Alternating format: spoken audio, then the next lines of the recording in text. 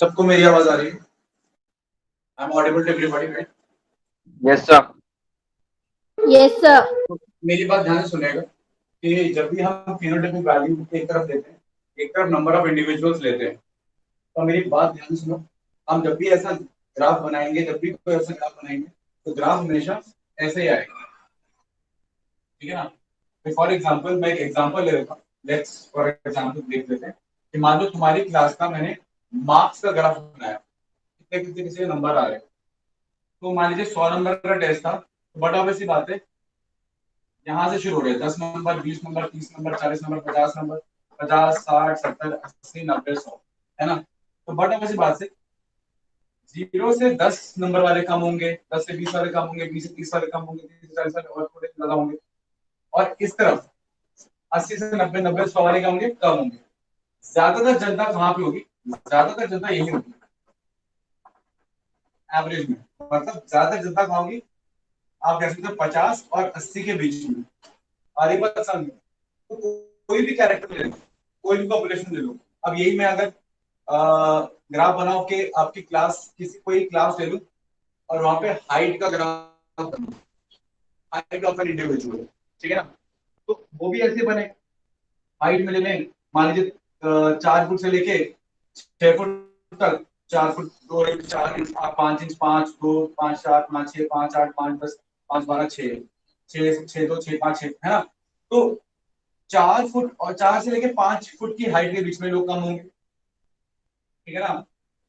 और 5, 8 से लेके 6, 2 या 6, 5 तक लोग क्या होंगे? कम होंगे, एक्सट्रीम से कम होंगे। और ज्यादातर जनता कहाँ पे होगी? ज्यादातर जनता होगी 5 या 5.2 से लेके 5.8 के बीच में। तो कोई भी पॉपुलेशन अगर आप ले लो, कोई भी फिनोटाइप ले लो, ग्राफ उसका ऐसा ही बनता है किसी भी कैरेक्टर के लिए। क्लियर?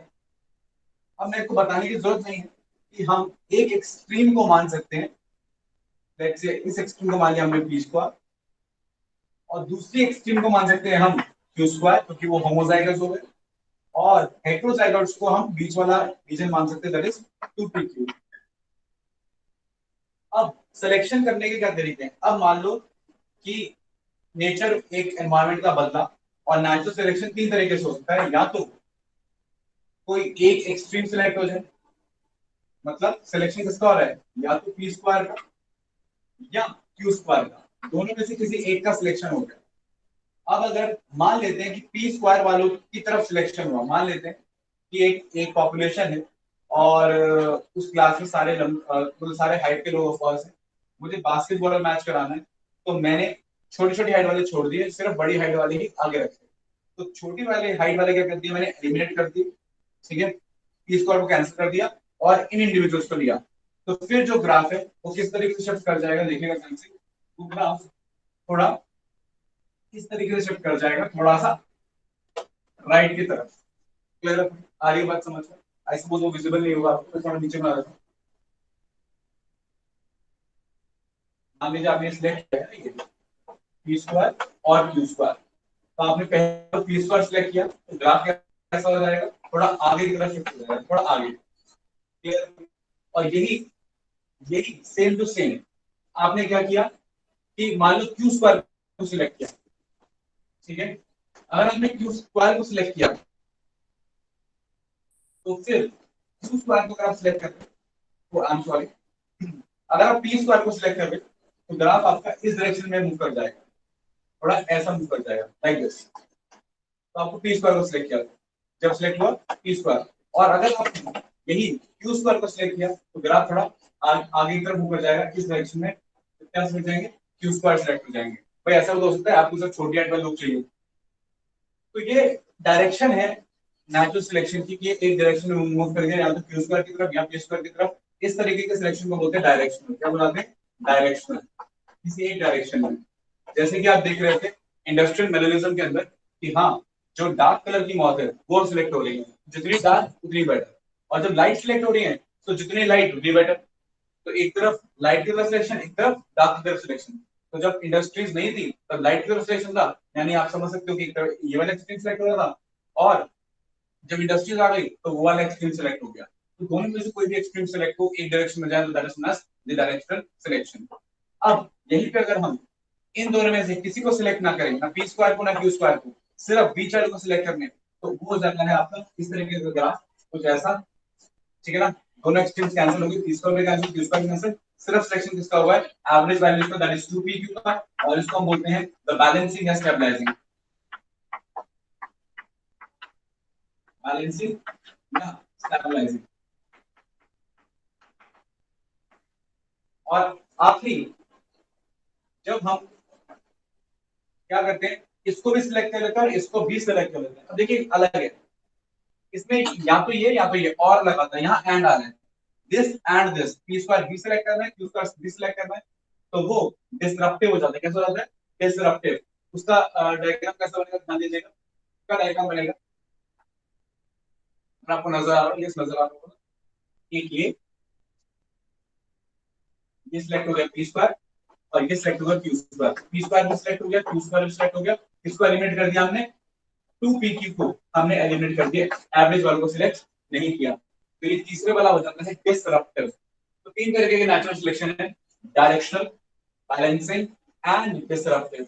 और बैलेंसिंग को हम एक और नाम से बोलते हैं, बैलेंसिंग को हम स्टेबलाइजिंग भी बोलते हैं। क्या बोलते हैं, स्टेबलाइजिंग। तो बैलेंसिंग स्टेबलाइजिंग एक ही बात, डायरेक्शनल, और तीसरा क्या हो गया, डिसरप्टिव।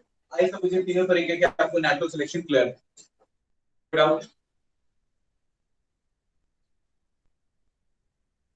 No sir. ठीक है, अगर बैलेंसिंग का कोई एग्जांपल आपसे पूछते हैं कि बैलेंसिंग सिलेक्शन का एग्जांपल क्या है, कभी कभी पूछ लेते हैं, तो याद रखिएगा sickle cell anaemia in malaria, malaria malaria prone region, वहां पर सिकल सेल एनीमिया एक बैलेंसिंग नेचुरल सिलेक्शन है। कैसे, सिकल सेल एनीमिया में तीन लोग होते हैं, जैसे कि मैं आपको बताऊं, सिकल सेल एनीमिया में आपको पॉपुलेशन में तीन तरह के लोग मिलेंगे, HP normal, HP normal, that is P square. HP normal, HP sickle cell, that is 2pq. और HBS और HPS, that is Q square. अब सिकल सेल एनीमिया का एनीमिया तभी शो होता है जब इट्स ऑटोसोमल रिसेसिव डिसऑर्डर, मतलब ये तभी शो होगा जब दोनों ही जीन्स पे सिकल सेल वाली दोनों ही जीन्स पे हेमोग्लोबिन की जीन म्यूटेटेड है, मतलब दोनों ही जीन्स म्यूटेटेड है। जब होमोजाइगस कंडीशन होगी सिकल सेल के, तभी ये क्या करेगा, शो करेगा। अब मेरी बात ध्यान सुनो, एक तो ये कॉन्सेप्ट हो गया, दूसरा कॉन्सेप्ट ये है कि हमने ऑब्जर्व किया है कि जिनको सिकल सेल एनीमिया होता है या जिनके बॉडी में आधे आरबीसी भी सिकल शेप के होते हैं, उनको मलेरिया होने के चांसेस बहुत ज्यादा कम हो जाते हैं। क्लियर। अब तीसरा कॉन्सेप्ट समझो, मान लेते हैं एक पॉपुलेशन है जहां पे मलेरिया बहुत प्रेवलेंट है, जहां पर ज्यादातर जाने मलेरिया की वजह से चली जाती है, उस जगह पर सिकल सेल एनीमिया होना का या कैरियर होना एक फायदेमंद बात है। कैसे, टेंशन, जिनको सिकल सेल एनीमिया है वो मर जाएंगे because of sickle cell anaemia, जिनके पास सिकल शेप के आरबीसी नहीं है वो भी मर जाएंगे बिकॉज ऑफ मलेरिया।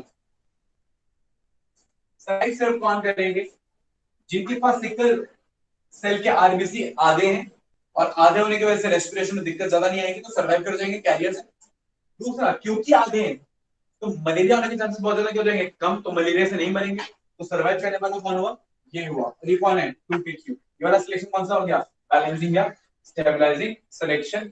आ रही बात समझ में, तो इस तरीके को हम बोलते हैं इस तरीके, ये एक एग्जांपल हो रहा है sickle cell anaemia in malaria prone population या मलेरिया एंडेमिक पॉपुलेशन, वहां पे sickle cell anaemia stands to be a very important mutation which is it can be considered as a good mutation but only for carriers। दोनों jeans में हो गई तो फिर आप मर जाओगे बिकॉज़ ऑफ सिकल सेल, ठीक है ना। तो I suppose that's clear to everybody. Yes, sir.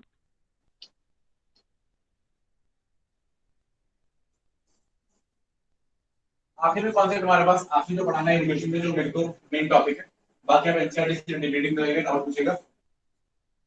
आखिर जो है human evolution,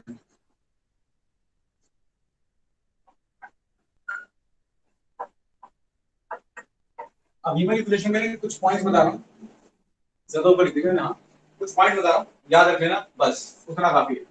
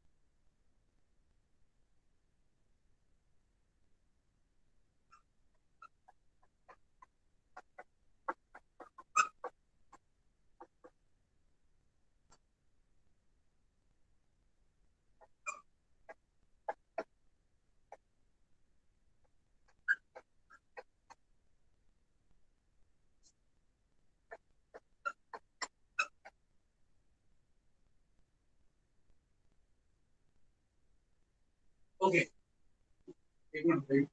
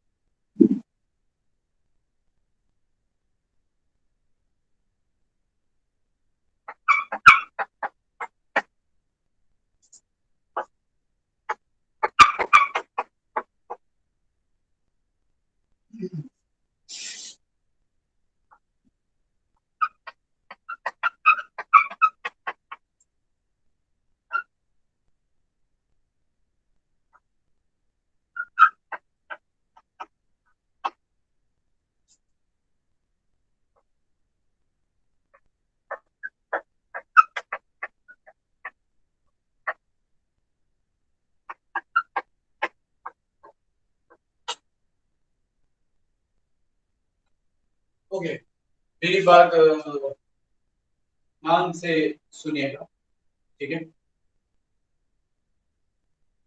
pay attention everybody. बात कर रहे हैं ह्यूमन एवोल्यूशन की, मैं ऑर्डर बता रहा हूँ कैसे कैसे ह्यूमन एवोल्यूशन ट्रेस बैक करते हैं। पहली चीज, ह्यूमन जो इवॉल्व हुआ है वो आप बोल सकते हैं कि बहुत पुराना एक ऑर्गेनिज्म था, प्रोप्लायोपिथिकस। प्रोप्लायोपिथिकस एक्चुअली कॉमन एंसेस्टर था मंकीज, चिंपैंजीज, इन सब का। तो प्रोप्लायोपिथिकस से एक लाइन चली गई मंकीज की तरफ, उसको छोड़ दो। फिर एक लाइन आ गई द ड्रायोपिथिकस। अब ड्रायोपिथिकस से एक लाइन चली गई टुवर्ड्स एप्स, चिंपैंजीज, एप्स, और एक लाइन आ गई टुवर्ड्स द ह्यूमंस। मतलब Dryopithecus is a common ancestors of chimpanzees, gorillas, orangutans, इन सब का और ह्यूमंस का कॉमन एंसेस्टर ड्रायोपिथिकस। हम चिंपैंजी से इवॉल्व नहीं हुए हैं। चिंपैंजीज और ह्यूमंस का, ये चिंपैंजी का एवोल्यूशन, ये ह्यूमन का एवोल्यूशन इंडिपेंडेंटली साथ साथ में डायरेक्शन में हुआ है। कॉमन एंसेस्टर कौन है? ड्रायोपिथिकस। कब था? 20 मिलियन ईयर्स अगो। काफी हेयरी ऑर्गेनिज्म था, बहुत सारे बाल थे उसकी बॉडी पे, एकदम चिंपैंजी जैसा दिखता था, छोटा बंदर बहुत सारे बालों वाला, ऐसा सोचो, ठीक है ना। और नकल वॉकर था, नकल मतलब ये आपकी ये है ना, ये जनवरी फरवरी, इसके इसके ऊपर चलते थे, ठीक है ना। और चारों क्वाड्रपेडल लोकोमोशन था, मतलब दोनों हाथ दोनों पैर इस्तेमाल करते थे चलने के लिए, दैट इज ड्रायोपीथेकस। इसी ड्रायोपीथेकस से स्लोली ग्रेजुअली इन्हीं में से कोई जो थोड़े से और थोड़े से ह्यूमन जैसे थे, हल्के हल्के, मतलब towards more towards human, less towards chimpanzees, वो थे आपके रामापिथेकस, ठीक है। अब आप सोच रहे होंगे रामा, भगवान राम, कोई लेना देना है, ऐसा वैसा कुछ है, ठीक है, तो बात सही है, ठीक है ना। शिवालिक हिल्स से मिला है, तो लॉर्ड राम के नाम पे रामापिथेकस नाम दिया गया है। पिथीका मतलब स्कल होता है, कुछ भी ह्यूमन में एवोल्यूशन में जो भी चीजें हुई है वो स्कल को लेके हुई है, तो Ramapithecus is actually skull found in the Shivalik hills, Ramapithecus भी वहीं पे मिला, ठीक है ना। फिर अगला है ऑस्ट्रालोपिथेकस, ठीक है ना। ऑस्ट्रालोपिथेकस की बहुत सारे वेरायटी थी, ऑस्ट्रालोपिथेकस रोबस्टाई, बोसाई, है ना, एफरेंसिस, ठीक है ना। तो जिंजिनथ्रोपस बहुत सारी थी, जिसमें ऑस्ट्रालोपिथेकस अफ्रीकानस यानी ए अफ्रीकानस, यानी ऑस्ट्रालोपिथेकस इवॉल्व हुआ करीब करीब 5 मिलियन ईयर्स अगो। अब नाम से धोखा मत खाना, ऑस्ट्रेलिया में नहीं मिला इसका स्थल, इसका स्थल अफ्रीका में मिला है, तांजानिया, इथोपिया, इथोपियन तांजानिया के अंदर इसके मेनली स्थल मिले हैं। और ऑस्ट्रालोपिथेकस इवॉल्व हुआ है, इसकी क्रेनियल कैपेसिटी 500 सीसी थी, क्रेनियल कैपेसिटी स्थल की कैपेसिटी। देखो एक चीज जो अगर हम देखें ह्यूमन इवोल्यूशन के अंदर जो स्टेप बाय स्टेप आपको देखने को मिलती है, वो क्या देखने को मिलता है कि क्रेनियल कैपेसिटी इवॉल्व हुई है, क्रेनियल कैपेसिटी बढ़ी है, क्रेनियल कैपेसिटी बड़े बड़े इंक्रीज हुई है, प्रोग्रेशन दिखता है, ठीक है ना, डेवलपमेंट आ रही है, बात समझ में। तो cranial capacity in general terms अगर हम बात करें तो बढ़ रही है, जब हम ब्राह्मणिकस से टुवर्ड्स ह्यूमंस की तरफ मूव करते हैं। तो ऑस्ट्रालोपिथेकस की 500 सीसी की क्रेनियल कैपेसिटी थी। ऑस्ट्रालोपिथेकस शोड बाइपेडल लोकोमोशन, बाइपेडल मतलब दोनों पैरों पे खड़ा हो गया था, हाथ का इस्तेमाल उसने चलने के लिए लगभग छोड़ दिया था, लगभग क्यों क्या, वो हाथ उसने ऊपर ले आया था, ठीक है, लेकिन बॉडी अभी झुकी हुई थी, अभी बॉडी स्टेडी थी, बस हाथ आगे ले आया था चलने के लिए, कभी कभी हाथ इस्तेमाल कर लेता था, कभी कभी खड़ा होकर चल रहा था, जैसे उसका मन करे, कुछ इस तरीके से, मतलब थोड़ा थोड़ा इवॉल्व हो गया था खड़े रहने के लिए। That was Australopithecus 5 million years ago, million मतलब 10⁻⁶, है ना, मतलब 50 लाख साल पहले। है फिर 20 मिलियन ईयर्स अगो, सॉरी 2 मिलियन ईयर्स अगो, ठीक है, इसी ऑस्ट्रालोपिथेकस से इवॉल्व हुआ होमो हैबिलिस, जिसकी क्रिल कैपेसिटी 650 से 800 सीसी थी। अब होमो हैबिलिस को हम टूल मैन भी कहते हैं, टूल मेकर भी कहते हैं, he was a very good tool maker, ये बहुत अच्छे टूल्स बनाता था, हंटिंग करता था, हंटिंग नहीं कह सकते करता था, पर डिफेंस के लिए और पेड़ों को काटने के लिए, फ्रूट बेरीज तोड़ने के लिए हम मानते हैं कि टूल्स बनाता था। तो he was a tool maker, very good tool maker, ठीक है, इसको हम हैंडीमैन भी बुलाते हैं। 650 से 800 की क्रेनल कैपेसिटी 2 मिलियन ईयर्स अगो, ठीक है ना। इससे इवॉल्व हुआ, ऑस्ट्रालोपिथेकस से इवॉल्व हुआ।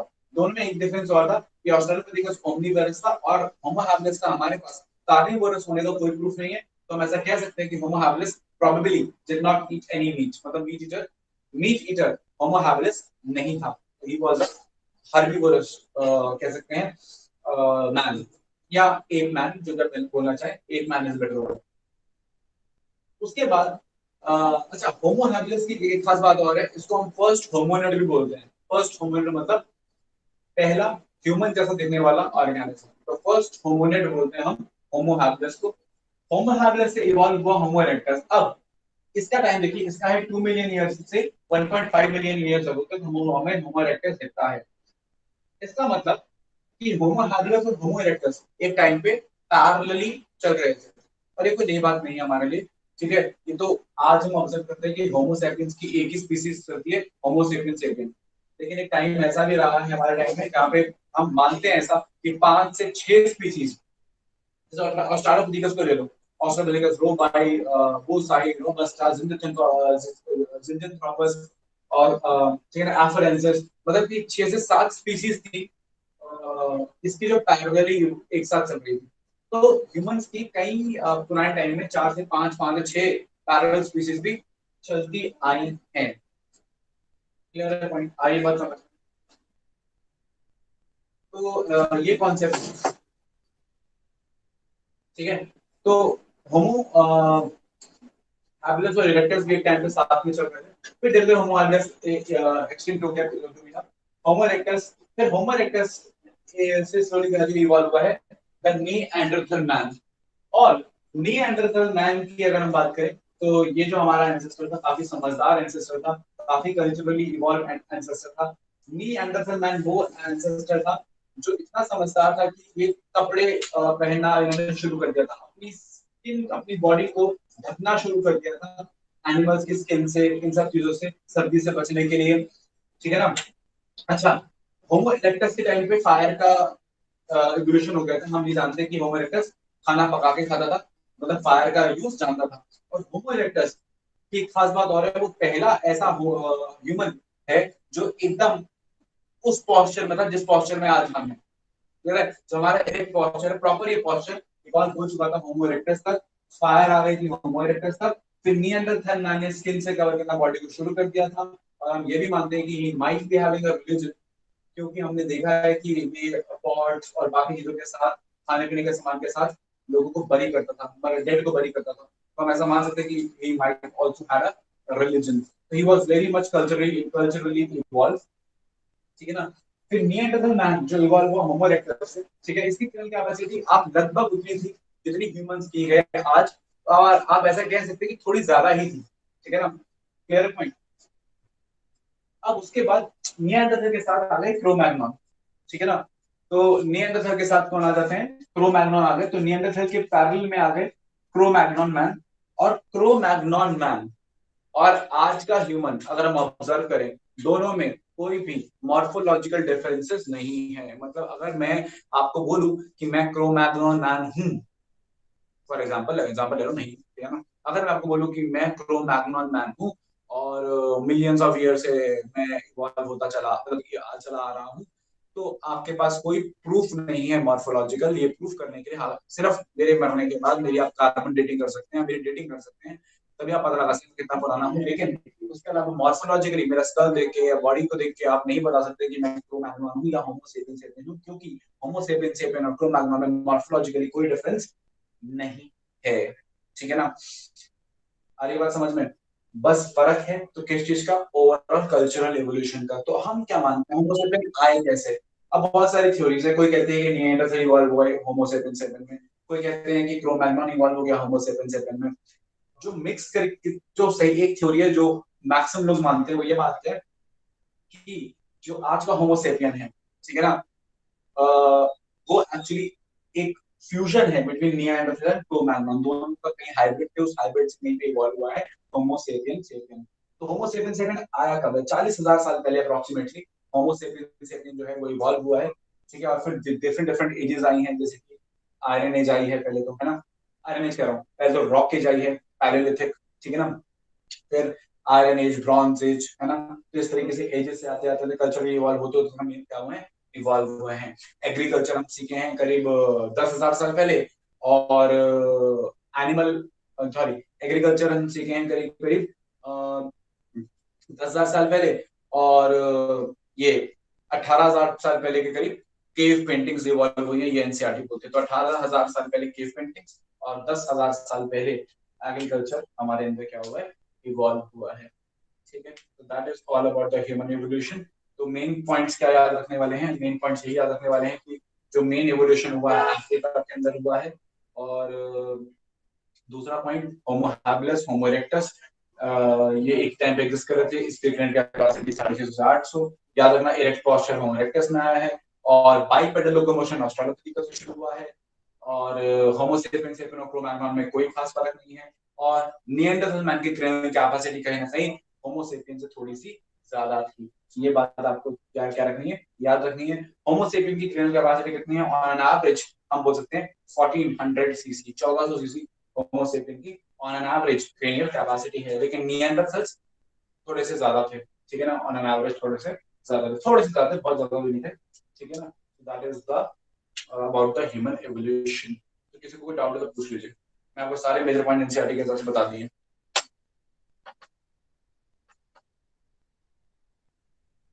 Anybody, any doubt. जितना बोर्ड में लिखा है इतना अच्छे से माइंड में याद रखना, ऑर्डर याद रखना। Dryo, Rama, Australo, heavy, erecto, Neanderthal, Cro-Magnon side में, होमो सेपियन सेपियन। सर कोई डाउट? सर हाँ तो जी, जो ये सर ये जो क्रो-मैग्नन मैन है सर, ये भी अपन ही है क्या? ये भी अपन होमोसेपियंस सेपियन है या अपन क्रो-मैग्नन है? अपन होमो सेपियन सेपियन है, क्रो-मैग्नन को बोलते हैं होमो सेपियन फॉसिलिस। देखो, हम भी होमो सेपियन है, क्रो-मैग्नन भी होमो सेपियन था, निएंडरथल भी होमो सेपियन था। मतलब अगर आज हम चले जाएं वापस, मेरी बात सुनो ध्यान से, अगर आज कोई सामने निएंडरथल मैन आ जाए, ठीक है ना, तो हम निएंडरथल के साथ ब्रीड कर सकते हैं, हम होमो इरेक्टस के साथ ब्रीड नहीं कर पाएंगे, ठीक है ना, लेकिन हम निएंडरथल क्रो-मैग्नन के साथ ब्रीड कर सकते हैं। मतलब हम एक ही स्पीसीज हैं, मैं क्रो-मैग्नन और निएंडरथल एक ही स्पीसीज हैं, बस क्या डिफरेंस है, ये सब स्पीसी अलग है। मतलब Neanderthal is Homo sapien neanderthalis, Cro-Magnon is Homo sapien fossilis, और हम क्या है, Homo sapien sapien. Yes sir. तो सब स्पीशी अलग है, सब स्पीशी अलग है, स्पीसी सेम है।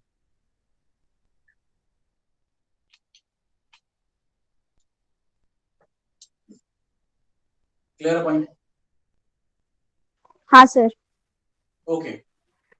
और जिसको ह्यूमन इवोल्यूशन में ज्यादा इंटरेस्ट हो, वो एक बहुत ही प्यारी किताब है, the brief history of human kind sapiens, उसको पढ़ सकता है, ठीक है।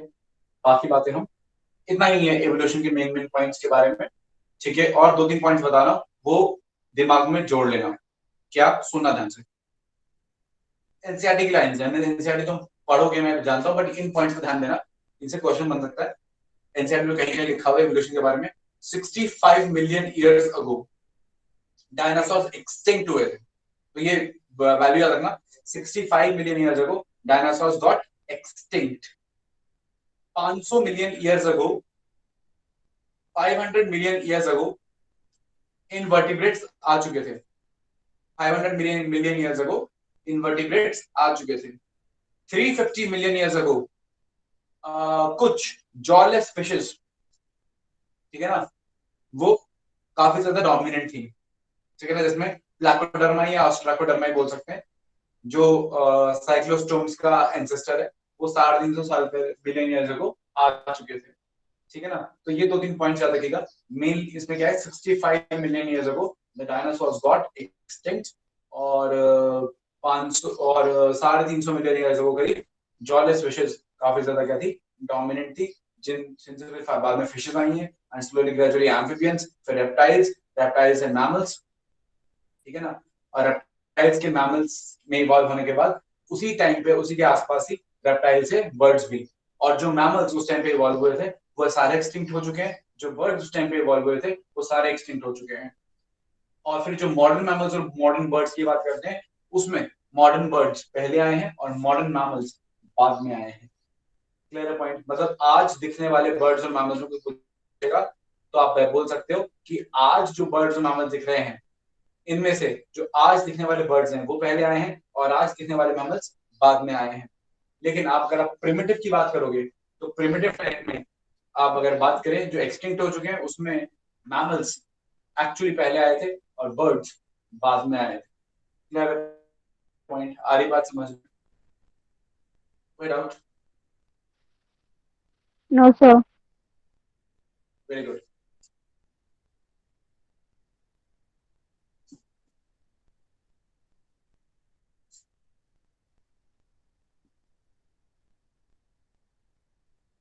ह्यूमन हेल्थ एंड डिजीज की बात कर रहे हैं। अब ह्यूमन हेल्थ एंड डिजीज में ना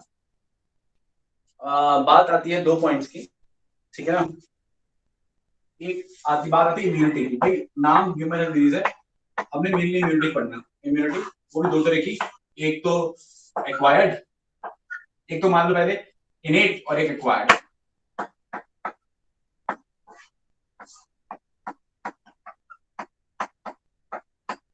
अब देखो, अब यहां से, अब इस चैप्टर के अंदर वो कौन कौन से एरियाज हैं जहां से क्वेश्चन बनते हैं या पूछे जा सकते हैं या आपके लिए इंपॉर्टेंट है, मैं बताता हूँ आपको, सिंपली बताऊंगा, ध्यान से समझिए। आपका एक आध क्वेश्चन बन सकता है इतने से क्वेश्चन के ऊपर कि पहला पार्ट क्या है, डिजीज और उनके पैथोजेंस, ठीक है। अब कुछ बैक्टीरियल डिसऑर्डर है, कुछ वायरल डिसऑर्डर है, कुछ हेलमिंथ डिसऑर्डर है, जैसे जैसे कि ट्यूबरक्लोसिस हो गया, टाइफाइड हो गया, और वुचेरिया बैंक्रॉफ्टिका एलिफेंटियासिस हो गया, है ना, और ये फंजाई का हो गया, है ना, ट्राइकोफाइटन, एपिडर्मोफाइटन, ये सारी चीजें आप एनसीईआरटी से खुद पढ़ेंगे, क्योंकि इसमें कुछ भी नहीं है, बस डिजीज है और उस डिजीज में क्या हो रहा है, उसका पैथोजन कौन सा है, सिंपल सी बात है, उन्हें याद कर लेंगे आप, ठीक है। इसमें हमें ज्यादा आपको नहीं पढ़ाना, ठीक है।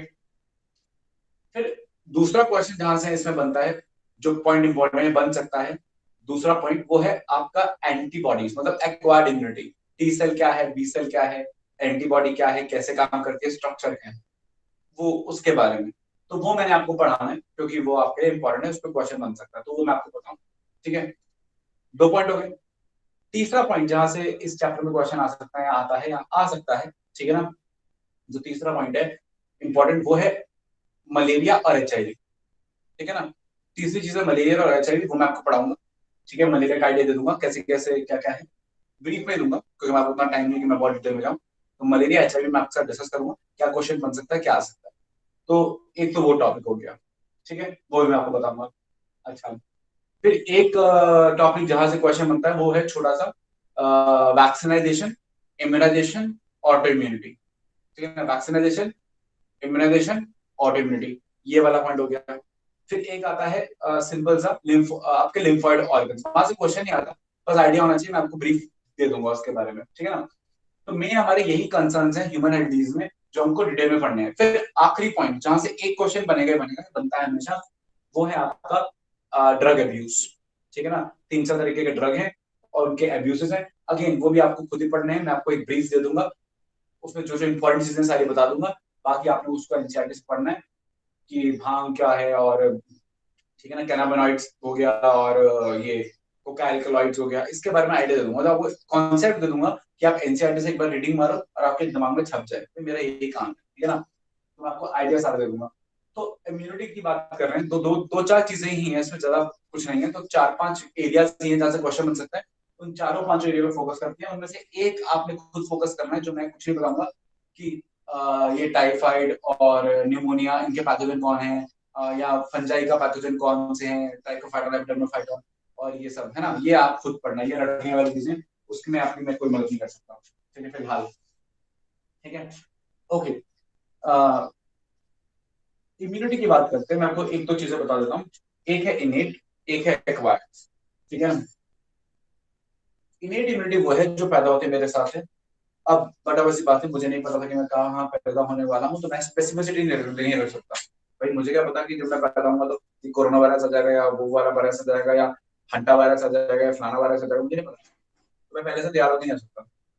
तो ये जो इम्यूनिटी मेरी नॉन स्पेसिफिक है, कैसी है, non specific, it's an innate immunity से नॉन स्पेसिफिक, एक बेसिक सी इम्यूनिटी मेरी बॉडी की, जो एक जनरलाइज्ड एक्शन करती है, भाई ये नहीं देखती कि कौन सा बैक्टीरिया है, कि वो टाइफाइड का है, या वो लेट्स से कॉलेरा का है, दोनों बैक्टीरिया पे सिमिलर रिस्पॉन्स करेगी, है ना, जो स्पेसिफिक नहीं है, ठीक है ना। जैसे वायरस आया तो वायरस के ऊपर एक्शन किया, ये नहीं बोला कि तू एचआईवी वायरस है, या तू हेपेटाइटिस का वायरस है, या तू पोलियो का वायरस है, किसी वायरस के ऊपर एक जनरलाइज्ड एक्शन किया, that is the innate immunity, जो पैदा होती है हमारे साथ होती है। उसमें है क्या, उसमें बहुत सिंपल सा है, थ्री एक्चुअली इनेट इम्यूनिटी सबसे पहले क्या रहा, हमारी स्किन, स्किन इतना बढ़िया बैरियर है, कोई भी हमारी स्किन से पार नहीं हो सकता, है ना। पहले तो स्किन अगर पार भी कर जाएगा तो फिर एंट्री के और कौन से रीजन है, मेरा ये है जीआई ट्रैक्ट है, तो जीआई ट्रैक्ट में मैंने म्यूकोसा खड़ा किया हुआ है, म्यूकोसा के साथ म्यूकोसल एपिथेलिया है, उस म्यूकोसल एपिथेलिया के साथ मेरा लिम्फोइड टिश्यू है, तो मेरे पास माल्ट है, म्यूकोसल एसोसिएटेड लिम्फोइड टिश्यू, वो लिम्फोइड टिश्यू ख्याल रख सकता है कि कोई पैथोजन ना आए। फिर पेट में मैंने एचसीएल रिलीज किया हुआ है ना, काफी सारा, और काफी सारा म्यूकस भी है जो ट्रैप कर रहा है पैथोजन को, तो पैथोजन म्यूकस में ट्रैप हो जाएगा, नहीं तो एचसीएल से किल हो जाएगा, ठीक है ना। कभी मेरी आंख में कुछ पैथोजन आने की कोशिश करी तो मैंने आंसू बहा दिए, उसमें लाइसोजाइम में उसने बैक्टीरिया को भी किल कर दिया, ठीक है ना। और अगर कोई फीमेल है तो वेजाइनल रीजन से भी पैथोजन एंटर कर सकता है, तो वहां पे एसिडिटी ज्यादा है, वहां भी पैथोजन ऐसे ही किल हो जाता है।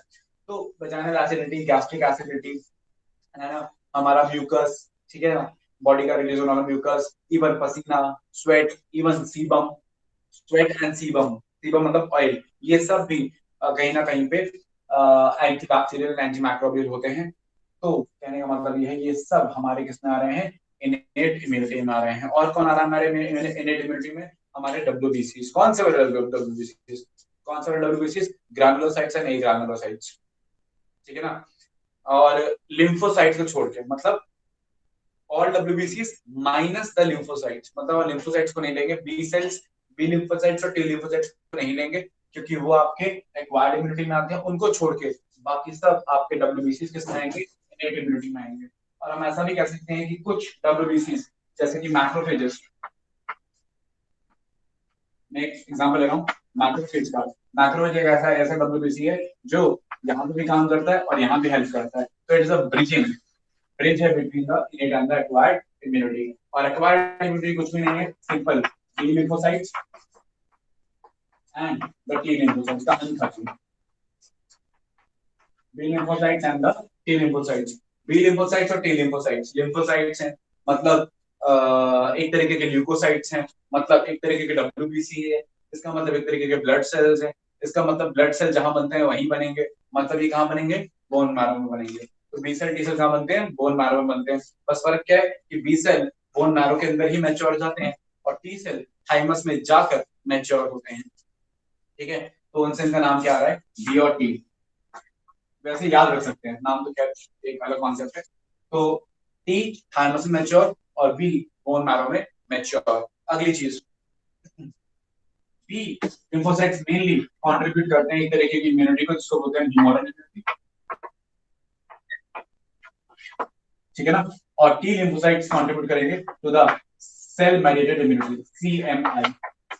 तो सेल मेडिएटेड इम्यूनिटी के लिए मेनली आपके टी सेल्स हैं और ह्यूमरल इम्यूनिटी के लिए मेनली आपके बी सेल्स है। बी सेल्स एंटीबॉडी बना के काम करते हैं, वो एंटीबॉडी ब्लड के थ्रू जाती है, तो ब्लड में प्रेजेंट एंटीबॉडी से मिलने वाली इम्यूनिटी हमारी ह्यूमरल इम्यूनिटी होती है। तो कौन रिस्पॉन्सिबल है, बी सेल्स हैं।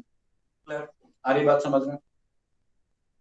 दूसरा, जो सेल्स खुद जाके किल करते हैं, सेल्स खुद जाके एक्शन लेते हैं, या तो बी सेल्स को एक्टिवेट करते हैं यानी टी हेल्पर सेल्स, या टी सेल्स को एक्टिवेट करते हैं अगेन टी हेल्पर सेल्स, या टी साइटोटॉक्सिक सेल्स जो जाके खुद किल करते हैं और खुद इम्यूनिटी प्रोवाइड करते हैं। तो इम्यूनिटी किससे आ रही है, सेल से खुद आ रही है, तो बोलते हैं हम सेल मेडिएटेड इम्यूनिटी। तो वो कौन दे रहे हैं, द टी लिम्फोसाइट्स। तो ह्यूमरल और सेल मेडिएटेड दो टाइप हैं किसके, एक्वायर्ड इम्यूनिटी के।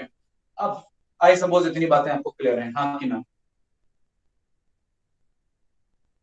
हाँ क्लियर है सर। ओके, और सुन लो, अब इम्यूनिटी को हम ऐसे भी कैटेगराइज करते हैं, first line of defence, second line of defence, third line of defence. जो पहले अटैक करेगा, फिर जो सेकंड अटैक करेगा, जो थर्ड अटैक करेगा। फर्स्ट लाइन ऑफ डिफेंस हमारा स्किन है, स्किन हो गया।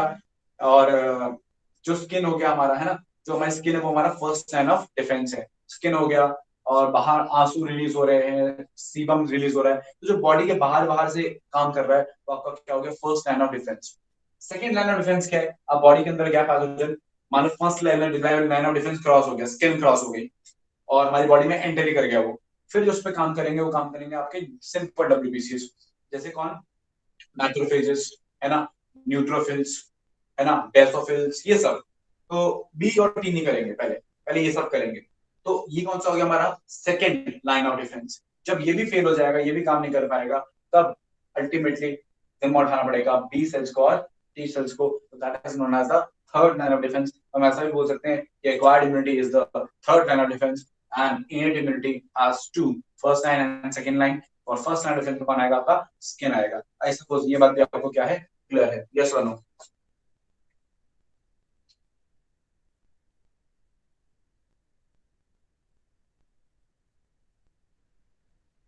हाँ जी सर। चलिए अगला कॉन्सेप्ट,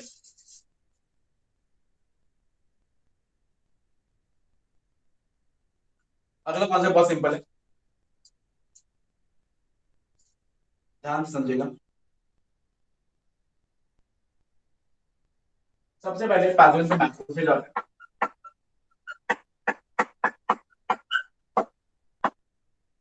मैक्रोफेज को पैथोजन पकड़ता है, लिम्फ नोड में लेके आता है, लेके आता है लिम्फ नोड लेके, लिम्फ नोड में मैक्रोफेज मैक्रोफेज है ये एक्टिवेट करता है टी हेल्पर सेल, ठीक है ना, T helper cell, T helper cell जिसके पास रहते हैं बड़े इंपॉर्टेंट रिसेप्टर्स CD4+ रिसेप्टर, याद रखिए टी हेल्पर सेल के पास होते हैं CD4+ रिसेप्टर। क्लियर, यही मैक्रोफेज टी सी सेल को भी एक्टिवेट करता है, इसके पास होते हैं CD8+ रिसेप्टर्स। क्लियर पॉइंट, तो यही मैक्रोफेज इसको भी एक्टिवेट करेगा, इसको भी एक्टिवेट करेगा। एक्टिवेशन ऑफ लिम्फ कहां हो रहा है, लिम्फोसाइट्स लिम्फ नोड पे हो रहा है। लेकिन टी सी सेल अभी अटैक नहीं करेगा, क्यों नहीं करेगा मैं बताता हूं। अब दो काम सुनेगा, T helper cell chemical release करेगा, उस केमिकल को बोलते हैं हम कीमोकाइनिन्स। कीमोकाइनिन्स मतलब कुछ केमिकल होंगे कीमोकाइनिन, ये कीमोकाइनिन जाके टीसी सेल को क्या करेंगे, एक्टिवेट करेंगे। क्या करेंगे, एक्टिवेट। तो टीसी सेल एक्टिवेट हो जाएंगे और एक्टिवेट होके ये अटैक करेंगे। अटैक करने वाले कौन हो गए, T C cells, T cytotoxic cells. Attack कैसे कर रहे हैं, पैथोजन देखा, उस पे केमिकल रिलीज किए, केमिकल रिलीज किए, पैथोजन मर गया। तो कैसे मारा सेल को, पैथोजन सेल ही हुआ ना, कोई बैक्टीरिया होगा। साइटोटॉक्सिसिटी, सेल में टॉक्सिसिटी टॉक्सिन रिलीज करके सेल को मार दिया, इसलिए T C cells known as C cytotoxic cells, और प्यार से आप बुला सकते हैं C T killer cells. Clear, तो टी किलर सेल्स और टी साइटोटॉक्सिक सेल्स एक ही बात है। क्लियर, अब टी हेल्पर सेल क्या करना है, बात सुनिएगा ध्यान से। अच्छा, जैसे ही ये मैक्रोफेज बताता है ना ये पैथोजन आया है ना, कौन सा पैथोजन आया बताएगा, वैसे ही ये और ये, ठीक है ना, मल्टीप्लाई भी करते हैं। क्या करते हैं, मल्टीप्लाई भी करते हैं। अब क्योंकि मल्टीप्लाई कर रहे हैं, मान लो हजारों मल्टीप्लाई किए, अगर 500 मर भी गए, 500 बच गए, और ये जो 500 बच गए वो याद रखेंगे कि कौन सा पैथोजन आया था। भाई मैक्रोफेज सबसे पहले जाके पैथोजन से जुड़ता है, उसने देखा कि ये तो टाइफाइड नाम का पैथोजन आया है, भाई मान लो उसके ऊपर ये वाला एंटीजन है, ये क्या है, ट्राइंगल, पहचान हो गई टाइफाइड की, है ना, टाइफाइड के बैक्टीरिया की पहचान हो गई। यही पहचान इसने इसको बताई, तो इसको पता लग गया कि ये ट्राइंगल जैसा पैथोजन आ गया। तो ट्राइंगल को ही अटैक करने के लिए क्या होगा, मल्टीप्लाई हुए, स्पेसिफिक किसके लिए, ट्राइंगल के लिए। अब 500 मर गए, 500 बच गए, और जो 500 बच गए वो ट्राइंगल को जानते हैं, वो टाइफाइड को जानते हैं, तो अगली बार जब टाइफाइड आएगा तो उनको वो सीधा अटैक करेंगे। क्लियर पॉइंट, इसलिए दोबारा अगर टाइफाइड आया तो उस पर और जोरों शोरों से क्या होगा, अटैक होगा। That is because of the memory. यही खास बात है कि जो एक्वायर्ड इम्यूनिटी होती है उसकी मेमोरी भी होती है। क्लियर पॉइंट, आ रही बात समझ में। और जैसे ही पैथोजन आता है, मेमोरीज ब्रिंग बैक मेमोरीज, तो मेमोरीज से मेमोरी याद आती है, और अल्टीमेटली क्या होता है कि अटैक होता है उस पर और फास्टर, तो फास्टर होगा और स्ट्रॉन्गर होगा। क्यों स्ट्रॉन्गर, क्यों होगा, क्योंकि फास्टर होगा क्योंकि नए बनाने की जरूरत नहीं है, और स्ट्रॉन्गर इसलिए होगा क्योंकि नहीं तो बनेंगी। भाई दोबारा अगर टाइफाइड आएगा तो क्या मैक्रोफेज क्या बोलेगा, ये तो टाइफाइड है, इसको तो बॉडी जानती है, छोड़ो इसको, ऐसा तो बोलेगा नहीं। मैक्रोफेज फिर से अटैक करेगा, मैक्रोफेज से एक्टिवेट करेगा, तो 500 तो पुराने काम करेंगे और 1000 नए बन जाएंगे। तो पहले तो 1000 अटैक करेंगे, अब 1500 अटैक करेंगे, क्योंकि अब 1500 अटैक कर रहे हैं तो भाई अब ऑफ कोर्स इम्यून का स्ट्रेंथ क्या हो गई, बढ़ गई, और जिसमें से 500 तो पहले से बने हुए हैं तो टाइम ही लगा बनाने में, तो क्विक भी हो गया, तो उसको बोलते हैं सेकेंडरी इम्यून रिस्पॉन्स। तो सेकेंडरी इम्यून रिस्पॉन्स हमेशा कैसा होता है, स्ट्रॉन्गर होता है, ठीक है, एंड फास्टर होता है, दोनों ही बातें होती है। खैर मैं आपको एक चीज और बताऊंगा, उससे पहले ये समझो कि ये मल्टीप्लाई करके वो तो हो ही गया। मीनवाइल टी हेल्पर सेल ने एक और काम किया, बड़ा इंटरेस्टिंग काम है। टी हेल्पर सेल ने जाके यही बात बता दी बी सेल को, किसको, बी सेल को। और बी सेल को जैसे पता चला कि अच्छा ट्राइंगल आया है, ये वाला हमें पैथोजन किल करना है, उसने उसी के स्पेसिफिक बहुत सारी क्या बना दी, एंटीबॉडीज। क्लियर पॉइंट, आ रही बात समझ में। अच्छा, अब ट्राइंगल तो अलग अलग शेप का हो सकता है ना, भाई ट्राइंगल का ऐसा भी हो सकता है ऐसा हो, ट्राइंगल हो सकता है कि ऐसा हो, ट्राइंगल हो सकता है कि बिल्कुल छोटा हो, है ना। तो ये जो एंटीबॉडीज बनी है ट्राइंगल के खिलाफ बनी है, टाइफाइड के खिलाफ बनी है, लेकिन टाइफाइड के ऊपर भी तो बहुत सारे उसकी प्लाज्मा मेम्ब्रेन के ऊपर अलग अलग तरीके के एंटीजन रह सकते हैं। तो जो भी एंटीजन मैक्रोफेज आइडेंटिफाई करता गया वो आता गया, बताता गया, और उनके खिलाफ ये एंटीबॉडीज बन रही हैं। मतलब कि ये एक एक ट्रायंगल बताइए, मतलब ये मैंने एक ही एंटीजन को लेके बनाया है, एक ट्रायंगल को लेके बनाया है। फिर मान लो मैक्रोफेज आया, फिर से टाइफाइड पकड़ा, आपकी बार ये वाला ट्रायंगल पकड़ लिया, फिर दोबारा मैक्रोफेज आया, उसने अगली बार ये वाला ट्रायंगल पकड़ लिया। तो मतलब एक नहीं, अलग अलग वैरायटी के बी सेल्स क्या होंगे, एक्टिवेट होंगे, अलग अलग वैरायटी के टी हेल्पर सेल एक्टिवेट होंगे, अलग अलग वैरायटी के टी सी सेल्स क्या होंगे, एक्टिवेट होंगे। हैं सब टाइफाइड के खिलाफ ही, हैं सब टाइफाइड के खिलाफ ही, लेकिन सब अलग अलग एंटीजन के खिलाफ है, सब अलग अलग प्रोटीन्स के क्या है, स्पेसिफिक है। क्लियर पॉइंट, आ रही बात समझ में? इसलिए क्योंकि मान लो कि 20 अलग तरीके की बी सेल्स एक्टिवेट हुए, है ना, तो 20 अलग तरीके की एंटीबॉडीज बनी, लेकिन 20 अलग तरीके की सारी एंटीबॉडीज अटैक किसको कर रही है, टाइफाइड को ही कर रही हैं। अब क्योंकि 20 अलग तरीके की हैं, तो इस तरीके के रिस्पॉन्स को हम बोलते हैं पॉलीक्लोनल रिस्पॉन्स, और ऐसी एंटीबॉडीज को हम बोलते हैं पॉलीक्लोनल एंटीबॉडीज। तो याद रखिएगा, नेचुरली जो बॉडी में बनती हैं वो पॉलीक्लोनल एंटीबॉडीज बनती हैं। इसका मतलब ये है कि एक ही तरीके की एंटीबॉडीज नहीं होती, एक पैथोजन के खिलाफ मल्टीपल तरीके की अलग अलग तरीके की एंटीबॉडीज होती है। नंबर ही नहीं, वैरायटी भी है, तो वैरायटी की वजह से it is known as polyclonal antibodies. अब उस पॉलीक्लोनल में से अगर हम एक वैरायटी को सिलेक्ट कर लें, तो फिर उन एंटीबॉडी को बोलते हैं हम मोनोक्लोनल एंटीबॉडी, जो एक पर्टिकुलर प्रोटीन पे ही अटैक करेंगी, वो पर्टिकुलर बैक्टीरिया या सेल। आ रही बात समझ में? तो बॉडी के अंदर आने वाला रिस्पॉन्स याद रखेगा पॉलीक्लोनल होता है। जो एंटीबॉडीज बनती है वो कैसे बनती है, पॉलीक्लोनल एंटीबॉडीज है। बी सेल एक्टिवेट हुआ, उसने एंटीबॉडीज बनाई। अब ये एंटीबॉडीज ब्लड में सर्कुलेट करती रहेंगी, है तो प्रोटीन सी। मान लो ये 1000 बनी, 500 तो डिग्रेड हो गई, इसको मारने में डिग्रेड हो गई, 500 तो बच गई। और जब 500 बच गई, वो दोबारा मान लो टाइफाइड आया तो उस पर क्या कर देगी, उस पर अटैक कर देगी। और इतना ही नहीं, बी सेल्स जैसे पता चलता है कि पैथोजन आया, ये भी मल्टीप्लाई करते हैं, बी सेल्स भी काफी ज्यादा मल्टीप्लाई कर जाएंगे, और कुछ बच जाएंगे, और जो बच जाएंगे उन्हें हम मेमोरी सेल्स बोलेंगे। और मेमोरीज मतलब मेमोरी सेल्स बी सेल भी हो सकते हैं और टी सेल भी हो सकते हैं। इतनी बात क्लियर है सारे लोगों को?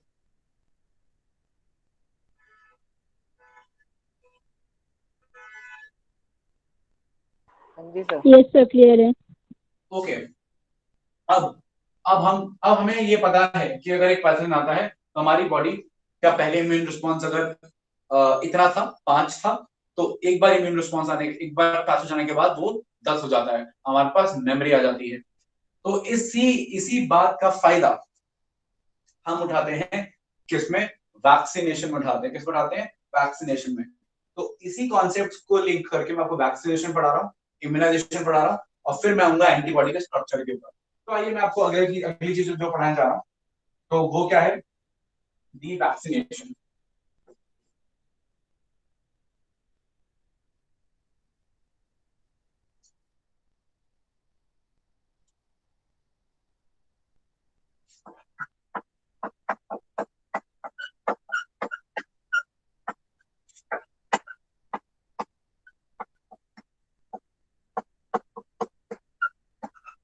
अच्छा, वैक्सीन का सिंपल सा एग्जांपल ले रहा हूं मैं, by OPV. OPV oral polio vaccine.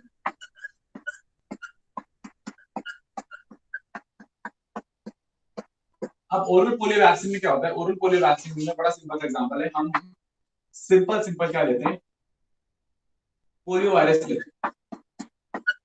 Polio का ही वायरस है, बस ये कैसा है, एटीन्यूएटेड है। एटीन्यूएटेड मतलब जिंदा है, इनएक्टिवेटेड है मतलब कमजोर कर दिया गया, हमें पैथोजेनिसिटी कॉज नहीं कर सकता, हमारी बॉडी मांगे पोलियो कॉज नहीं कर सकता। लेकिन क्योंकि इस पोलियो का वायरस, मान लेते हैं ये पोलियो का वायरस है, हमने एक बच्चे को दे दिया, ठीक है, क्या इसकी शक्ल बदल गई होगी, इनएक्टिवेट होगी? नहीं, शक्ल तो वही रही होगी।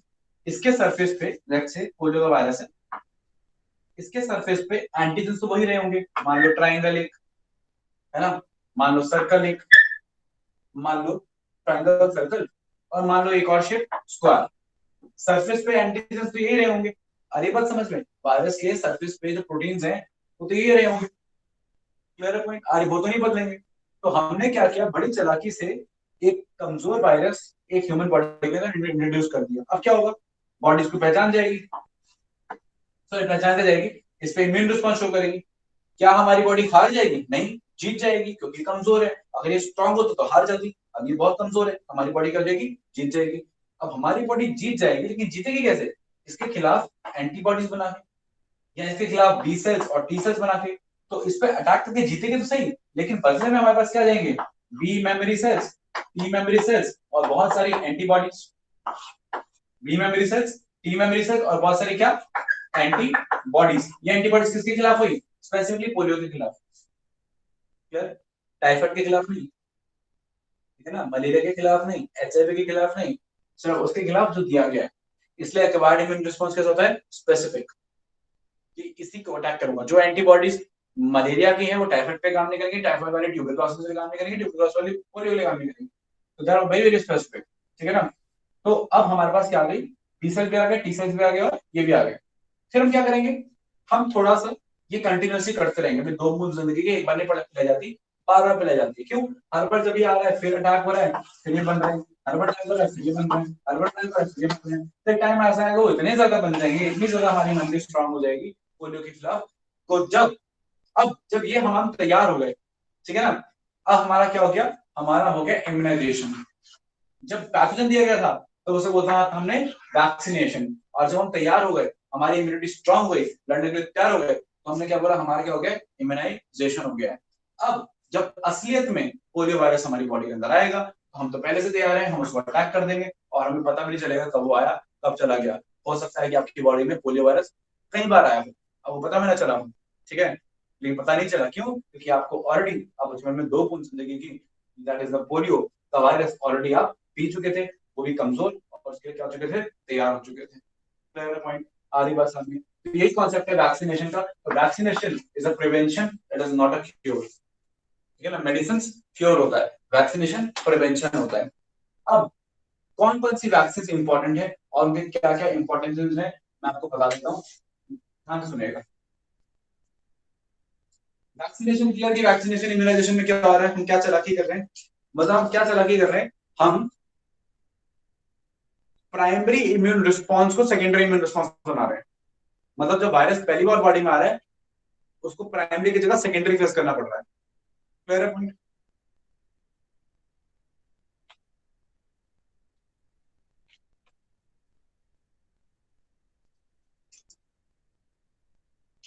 आगे बात करें, क्लियर है? हाँ जी सर। ओके, अब वैक्सीन कौन कौन सी इंपॉर्टेंट है, क्या क्या है, मैं आपको एक बार सबके बारे में इंपॉर्टेंट बता दूं।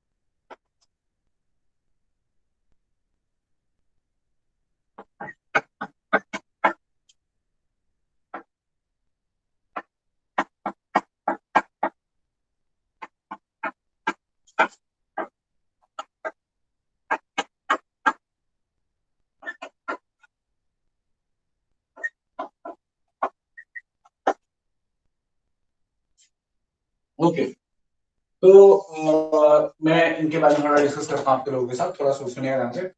ये वैक्सीन के मैंने नाम लिए, इससे ज्यादा आपको वैक्सीन के बारे में जानने की कोई जरूरत नहीं है, ठीक है, this is more than enough.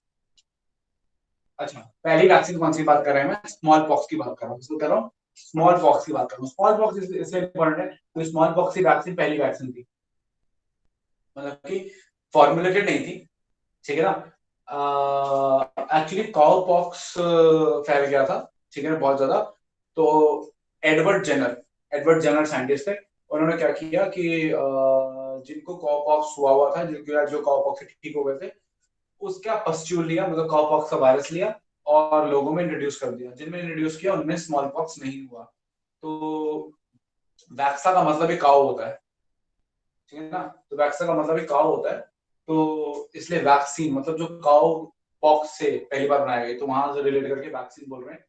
तो स्मॉल पॉक्स के खिलाफ पहली बार वैक्सीन बनाई गई थी। याद रखना, ये फॉर्मुलेटेड वैक्सीन नहीं थी, बाय चांस बना दी गई थी, ठीक है ना। तो हम प्रॉपर फॉर्मुलेटेड वैक्सीन की बात नहीं करते जब हम बात करते हैं, है ना, क्लियर। तो प्रॉपर फॉर्मुलेटेड वैक्सीन की बात नहीं करते, लेकिन हाँ, जो वैक्सीनेशन का कॉन्सेप्ट है पहली बार प्रॉपर तरीके से, मतलब जो कॉन्सेप्ट है वो स्मॉल पॉक्स के टाइम पे ही आया था। Clear point. इसलिए स्मॉल पॉक्स की जो वैक्सीन है वो क्या है, काफी इंपॉर्टेंट है। बाद में स्मॉल पॉक्स की जानबूझ के वैक्सीन में बनाई गई, ठीक है ना। इसमें हम किल्ड स्मॉल पॉक्स इस्तेमाल कर रहे हैं, ठीक है ना। तो दैट इज, और अब तो स्मॉल पॉक्स इराडिकेट हो गया पूरे वर्ल्ड से, तो अब आपको स्मॉल पॉक्स नहीं होगा, और अगर बाय चांस हो गया तो फिर आपको रिसर्च होगी। तो small pox has been eradicated from world. तो स्मॉल पॉक्स जो वैक्सीन है वो बहुत पहले बाय चांस एक तरीके से वैक्सीन है कॉन्सेप्ट आई थी। बाद में ऑफ कोर्स वैक्सीन बना ली, जब हम वैक्सीन वैक्सीन पता चल गया होता है, तो बनाना आ गया तो हमने बना ली। खैर, अगला है ओपीवी आईपीवी। ओपीवी अभी आपको बताया, ओरल पोलियो वैक्सीन जो मुंह से ली जाती है। आईपीवी ये इंट्रावेनस पोलियो वैक्सीन है, इसका इंजेक्शन लिया जाता है। ये इसमें क्या होता है, इसमें किल्ड पोलियो वायरस होता है, ठीक है ना। तो याद रखना कि आईपीवी भी आती है, लेकिन वो पुराना कॉन्सेप्ट है, वो इंजेक्टेड पोलियो वैक्सीन, ठीक है ना। उसको हम इंट्रावेनस मतलब ब्लड के थ्रू लेते हैं, ठीक है। बीसीजी, बीसीजी एक वैक्सीन है ट्यूबरक्लोसिस के लिए, टीबी यानी tuberculosis caused by Corynebacterium, sorry Mycobacterium tuberculosis bacteria के खिलाफ ये वैक्सीन है। इसमें बी और सॉरी सी और G stand for the name of scientist Calmette and Guerin. और बैसिलस वो टाइप ऑफ बैक्टीरिया है जिसको इस्तेमाल किया जा रहा है वैक्सीन को बनाने के लिए। तो बैसिलस कार्मेजे एंड गुएरिन ये नाम है वैक्सीन का, स्मॉल बोलते हैं BCG. It's a vaccine for tuberculosis. अच्छा, नॉर्मली जब एक वैक्सीन का नाम आता है ना, बीसीजी, एमएमआर, डीपीटी, नॉर्मली जैसे एमएमआर है तो एमएमआर में तीनों पैथोजेंस हैं, डीपीटी में 3 पैथोजेंस हैं, तो ये गड़बड़ नहीं करना। बीसीजी में सी और जी पैथोजन नहीं है, ठीक है ना। ये सिंगल वैक्सीन है, इस तरफ ट्यूबरक्लोसिस के खिलाफ है, तो BCG is a simple vaccine for tuberculosis. MMR is a combined vaccine, किसके खिलाफ है, मम्प्स, मीजल्स, रुबेला, ठीक है ना। mumps is a viral disorder, measles again viral disorder, rubella again viral disorders। तो इनके खिलाफ combined vaccine MMR. DPT diphtheria bacterial disorder, pertussis इसको वुपिंग कफ बोलते हैं, वुपिंग कफ, परट्यूसिस, डिप्थेरिया अगेन गले का डिसऑर्डर है, बैक्टीरियल है, Corynebacterium diphtheria is the pathogen.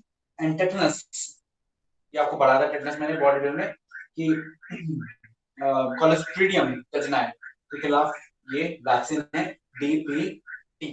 Clear point, आ रही बात समझ में। तो ये वैक्सीन के नाम एक बार ध्यान से लिख लीजिए, माइंड में डाल लीजिए।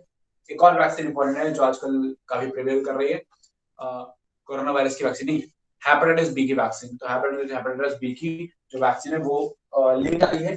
तो ऐसा हो सकता है कि आपके पेरेंट्स जो हैं उनको हेपेटाइटिस बी के इंजेक्शन ना लगे हों बचपन में, लेकिन आपको तो लगे ही होंगे, ठीक है ना। आगे बात समझ में, तो हेपेटाइटिस बी की वैक्सीन बाद में आई है, तो हेपेटाइटिस बी वैक्सीन अभी वो मॉडिफाई की जा रही है थोड़ी सी, ठीक है ना। लेकिन हेपेटाइटिस बी की वैक्सीन आप ये क्लियर है, किसी को कोई डाउट इन वैक्सीन के अंदर?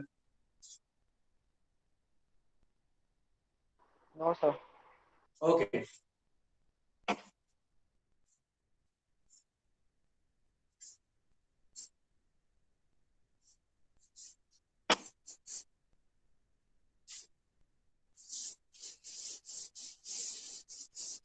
अब एक और छोटे से कॉन्सेप्ट की बात करें जहां से क्वेश्चन आ सकता है, that is structure of antibody.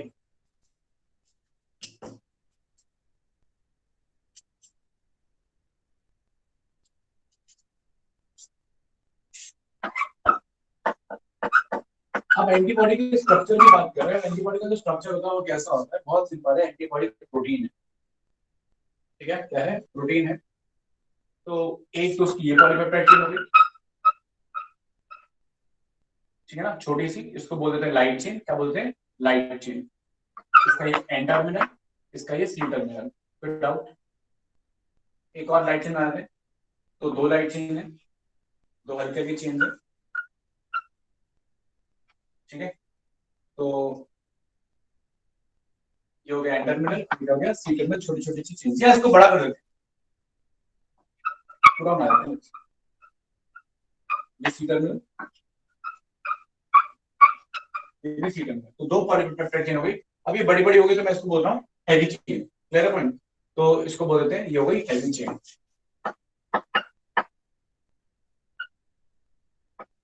N terminal C terminal, N terminal C terminal, amino acid terminal, carboxyl terminal, ये पता है, प्रोटीन में पढ़ा है मैंने। फिर एक छोटी सी बनाते हैं एन और सी, एन और सी, तो दो छोटी चेन और बना दी, इसको बोल दिया हमने द लाइट चेन। तो दो हैवी चेन हो गई, दो लाइट चेन हो गई, क्लियर पॉइंट? और आपस में इनको जोड़ देंगे हम डाइसल्फाइड बॉन्ड से। तो यहाँ पे एक डाइसल्फाइड बॉन्ड बना देंगे, यहाँ पे एक डाइसल्फाइड बॉन्ड बना देंगे, इन दोनों को जोड़ देंगे आपस में, और इसको जोड़ देंगे आपस में। तो डाइसल्फाइड बॉन्ड से जिनकी वजह से आपस में जुड़े हुए हैं, पता है आपको प्रोटीन की स्टेबिलिटी डाइसल्फाइड बॉन्ड से ही होती है। फिर कुछ डाइसल्फाइड बॉन्ड इनके अपने बीच में भी है, वो भी बना देंगे यहाँ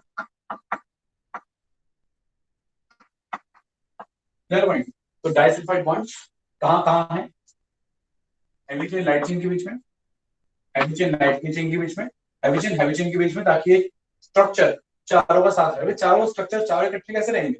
जब ये इससे जुड़ा होगा, ये इससे जुड़ा होगा और ये इससे जुड़ा होगा, है ना? तो यहाँ पे भी सल्फाइड बॉन्ड है, यहाँ पे डाइसल्फाइड बॉन्ड है, यहाँ पे डाइसल्फाइड बॉन्ड है। फिर और थोड़ी स्टेबिलिटी देने के लिए चेन के अंदर भी आपको मिल जाएंगे डाइसल्फाइड बॉन्ड्स। तो intra chain and inter chain disulphide bonds हैं। आई सपोज ये क्लियर। और हैवी लाइट क्यों बोल रहे हैं? ये भारी होगी, ज्यादा अमीनो एसिड होगी तो हैवी, ये कम हैवी होगी तो ये क्या होगी? लाइट। तो ये स्ट्रक्चर आप क्या रखेंगे, ध्यान में रखेंगे। आई सपोज ये स्ट्रक्चर आपको क्लियर है। इस स्ट्रक्चर को बड़े सिंपली हम कैसे बना देते हैं, बुक्स के अंदर इसको सिंपली ऐसे बना दिया जाता है, ठीक है? This is the structure of antibody, ठीक है? कि जहां पे we have the heavy and light chains. अब कुछ पॉइंट्स और इंपॉर्टेंट है, उसको आप ध्यान समझिएगा, मैं आपको बताना चाह रहा हूँ। मैं ये बड़ा वाला स्ट्रक्चर जो है आपके लिए मिटाना चाहूंगा, मिटा दो इसको, बड़ा वाला स्ट्रक्चर। हाँ जी सर। ओके, थोड़ा मिटाई देते हैं। अब पे अटेंशन, मान लीजिए पैथोजन है, पैथोजन है, ये इसका कोई एंटीबॉडी है, ठीक है? अब एंटीबॉडी ने इस पैथोजन से कहां बाइंड करना है? इसने ऐसे बाइंड करना है, या अगर आपको सही बताऊं तो लेट्स से इसने एक्चुअली कैसे बाइंड करना है। हाँ मतलब एक्चुअली में अगर हम बात करें तो लेट्स से चलो ऐसे इसने ऐसे बाइंड करना, ऐसे इस तरीके से। तो बाइंड करने वाला जो हिस्सा है वो ये वी शेप वाला हिस्सा है, ये हिस्सा, इतना हिस्सा है जो बाइंड करने वाला हिस्सा है, ठीक है ना? ठीक है ना? और बाकी सारे हिस्सा बाइंड करने वाला नहीं है। तो बाइंड करने वाला जो है हिस्सा है वो इतना सही है, और बाकी हिस्सा बाइंड करने वाला नहीं है। तो अब मेरी बात ध्यान सुनेगा, ठीक है ना? कि अगर हम इस एंटीबॉडी को बांटें, या इसको ऐसे सिंपली बोल दें, वापस से समझ लेते हैं इसको। और ये बाइंड किया यहाँ पे, इसको ऐसे बजाय पहले ऐसे काट दिया, ऐसे कर दिया। तो अब ये जो एंटीबॉडी है जो आपके सामने इस तरीके से,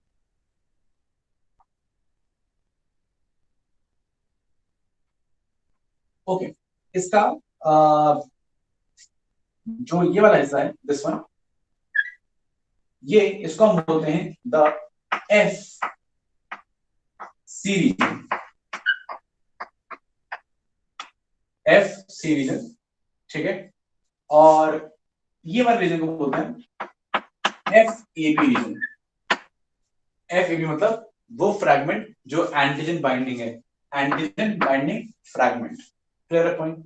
तो फ्रैगमेंट एंटीजन बाइंडिंग, और एफ सी मतलब वो रीजन जो कि एंटीजन से बाइंड नहीं करता है। तो आपकी एंटीबॉडी को मैंने दो हिस्सों में बांट दिया, वापस से सुनिएगा। ये वाला हिस्सा वी शेप वाला हिस्सा क्या हो गया? एफ ए बी, और ये वाला हिस्सा क्या हो गया? F C. तो आई सपोज आपको एफ सी और एफ ए बी रीजन जो है वो क्लियर है, कोई डाउट?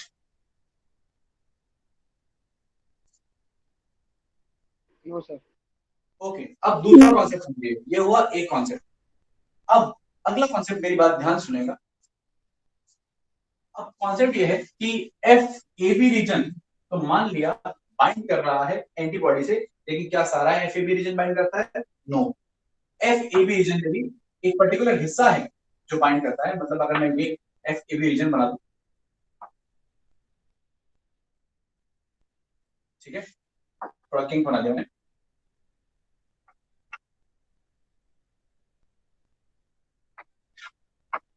तो पहली बात ध्यान सुनेगा, इसमें भी ये वाला जो हिस्सा है, ये एक, ये इसको बोलते हैं एक पैराटॉप, क्या बुलाते हैं? पैराटॉप।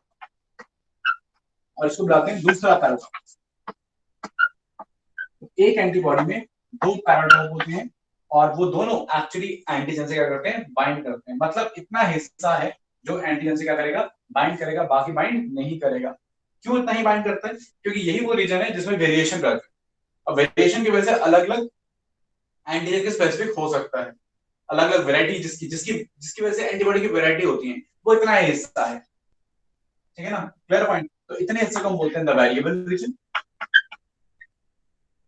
और बाकी हिस्से को बोलते हैं हम दी कांस्टेंट रीजन। Clear point? तो मैं एंटीबॉडी को और दो टुकड़ों में बांट सकता हूं, the constant region and the variable region. Clear point? आ रही है मेरी बात समझ में? तो मुझे ये बताओ कि वेरिएबल रीजन के अंदर हेवी चेन आएगी कि लाइट चेन आएगी?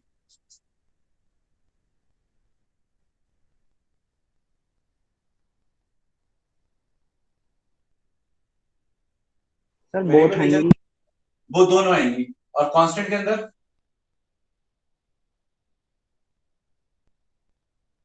कांस्टेंट में भी दोनों ही आएंगी। दोनों ही आएंगी, याद रखना।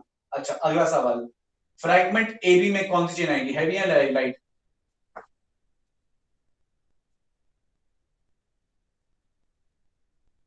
सर दोनों आएंगी। दोनों आएंगी। और एफ सी में? सर हैवी आएगी। सिर्फ हैवी आएगी। आगे पास समझ में? तो एंटीबॉडी को दो तरह से डिवाइड किया जाता है, एक वेरिएबल कांस्टेंट में और एक एफ ए बी और एफ सी में। स्टूडेंट गड़बड़ करते हैं, उनको लगता है जो एफ सी रीजन है उसी का मतलब ही कांस्टेंट है, इसलिए वो मिक्स कर देते हैं। मिक्स नहीं करना, एफ सी अलग है और कांस्टेंट रीजन अलग है। कांस्टेंट रीजन के अंदर हैवी लाइट दोनों आता है, लेकिन एफ सी के अंदर सिर्फ और सिर्फ हैवी चेन आती है। I suppose this is loud and clear to everybody.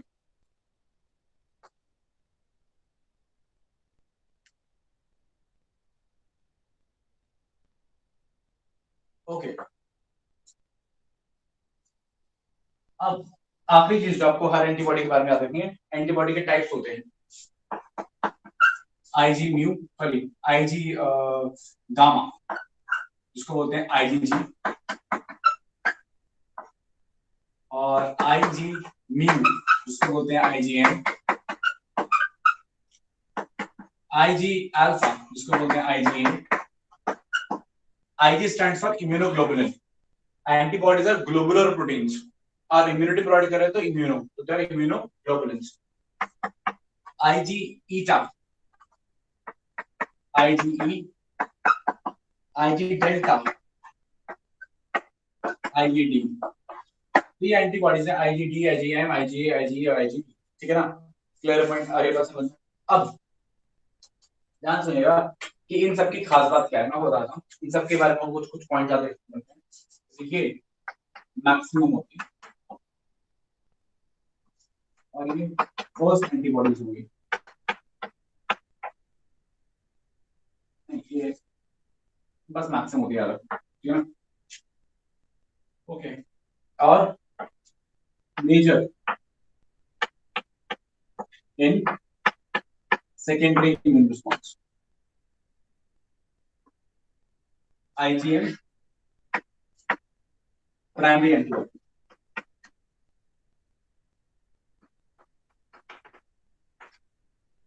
IgA secretory antibodies, और डायमर होती है।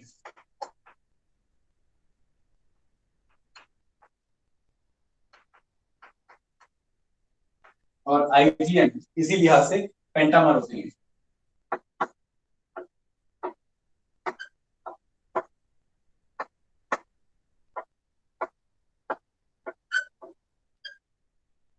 Pentamer, IgE allergies, IgD surface antibodies.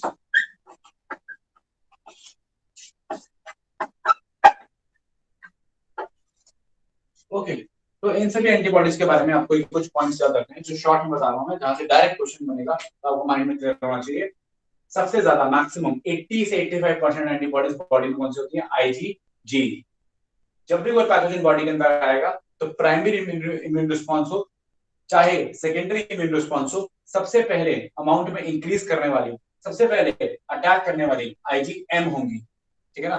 तो पहले अटैक करने वाली IgM और सबसे ज्यादा IgG पर।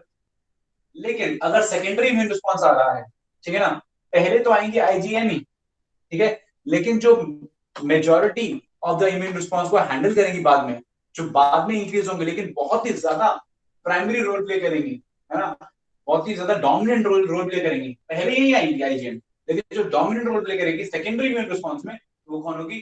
IgG होगी। तो आप secondary immune response directly relate कर सकते हो IgG से, लेकिन याद रखना चाहे इम्यून रिस्पॉन्स प्राइमरी हो चाहे सेकेंडरी हो, सबसे पहले आने वाली क्या होती है? IgM, ठीक है ना? तो first to come IgM and dominant antibodies IgG, जो कि नंबर में क्या है? ज्यादा है।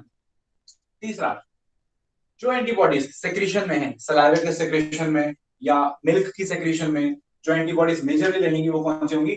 IgA। इसलिए सवाल भी आता है कि मदर्स मिल्क के अंदर कौन से वाली एंटीबॉडीज मेजरली होंगी, तो आप बोलते हो IgA, क्योंकि ये सेक्रेटरी एंटीबॉडीज है, बॉडी के सेक्रेशंस में सबसे ज्यादा यही रहती हैं। और ये डाइमर है, कैसी है? डाइमर, मतलब ये दो एंटीबॉडी मिलके एक एंटीबॉडी बनेगी, तो उसके दो यूनिट्स हैं, that is a dimer, that is IgA। IgM वही पेंटामर है, मतलब 5 यूनिट्स मिलके एक IgM बना है। Clear point? आ रही बात समझ? तीसरा है IG, चौथा है IgE। IgE की खास बात क्या है? एलर्जीज के लिए जो स्पेसिफिक है, मतलब एलर्जिक रिस्पॉन्स अगर आपको हो रहा है, एस्मा या कोई दूसरी एलर्जी आपको हो रही है, तो उसके लिए अगर कोई रिस्पॉन्सिबल है तो वो IgE एंटीबॉडीज हैं। और किस सेल के साथ एसोसिएट होती हैं आपको पता होना चाहिए, तो बेसोफिल्स या मास्ट सेल, क्योंकि वो एलर्जी वाले सेल्स हैं। फिर IgD क्या होती है? ये बी सेल्स के ऊपर रहती है, एज अ सरफेस एंटीजन क्या करती है? काम करती है। तो ये खास बात किसकी हो जाती है? IgD एंटीबॉडीज की हो जाती है। तो आपको एंटीबॉडीज के जो डिफरेंट पॉइंट्स हैं ये सारे क्लियर हैं? कोई डाउट?